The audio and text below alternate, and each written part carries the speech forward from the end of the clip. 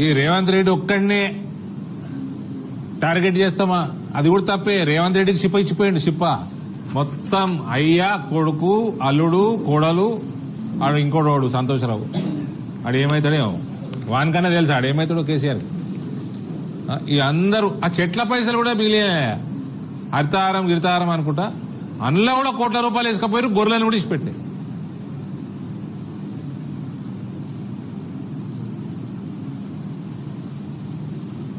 ఈ పోలీస్ పట్టేలు వచ్చి ఏమైనా చేస్తారంటే బాబాజీ గట్టులు చూపిస్తున్నాం.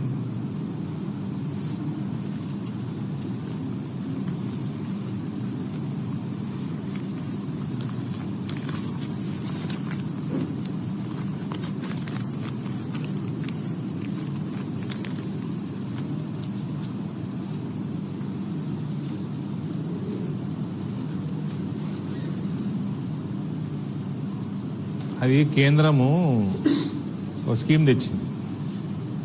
వాళ్ళ ఆలోచనలు చూడండి. పిల్లల ఈ మధ్య గత కొన్ని సంవత్సరాలుగా పిల్లలు పుడుతుంటే గుండెలో చిల్లులు, ఇతర సమస్యలతో పుడుతుండ్రు, న్యూట్రిషన్ డెఫిషియన్సీ తోటి పుడుతున్నారు అని కర్నల్స్ బియ్యంలో 1% యాడ్ చేసి ఈ మన రేషన్ షాపులలో ఇచ్చే బియ్యం న్యూట్రిషన్ పెంచే కార్యక్రమం ఆల్ చేస్తే ఆ కర్నల్స్ లో కూడా దంద చేస్తారు వీళ్ళు. రాష్ట్ర ప్రభుత్వం అందులో కూడా దంద.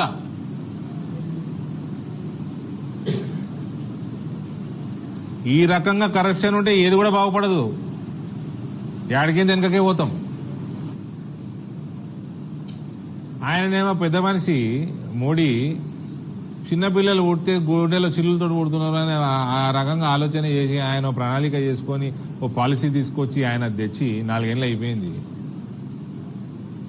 దాంట్లో కూడా బిజినెస్లే చేస్తారు వీళ్ళు. వీడు కేసీఆర్ అంత పాపాత్ముడు. నా భూతో నా భవిష్యత్.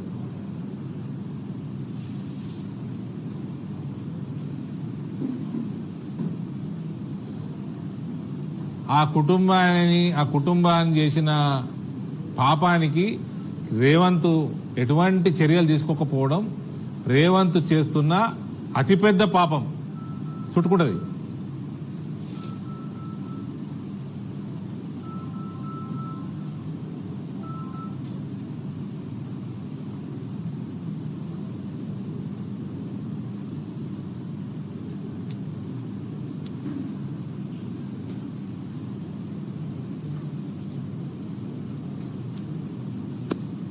వీళ్ళకి అది నేను ఏదో మాట్లాడుతున్నాడు.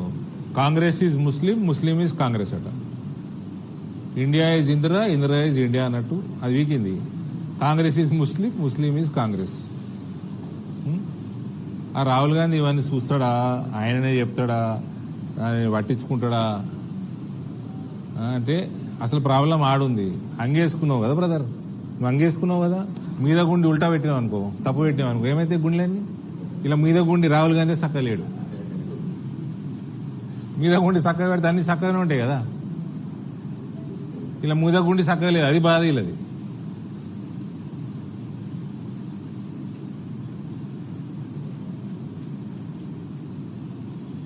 రాహుల్ గాంధీ అనేటోడు చక్క కొట్టి చక్కగానే ఉండు ఏడుపు.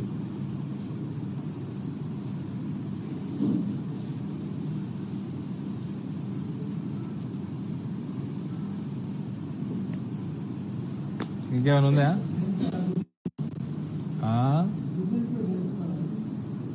14 తారీఖు చెప్తా.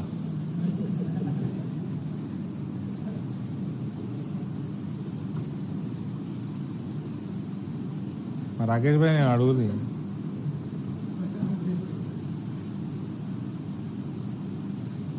మాట్లాడుతున్నా. ఓకే.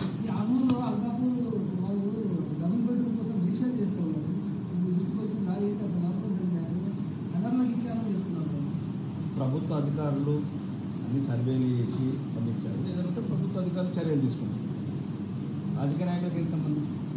రాజకీయ నాయకులు మేము ఏం చెప్పినాము ఎమ్మెల్యేగా, అరువులకు ఇవ్వండి, భూమిపుత్రులకు ఇవ్వండి అని చెప్పారు.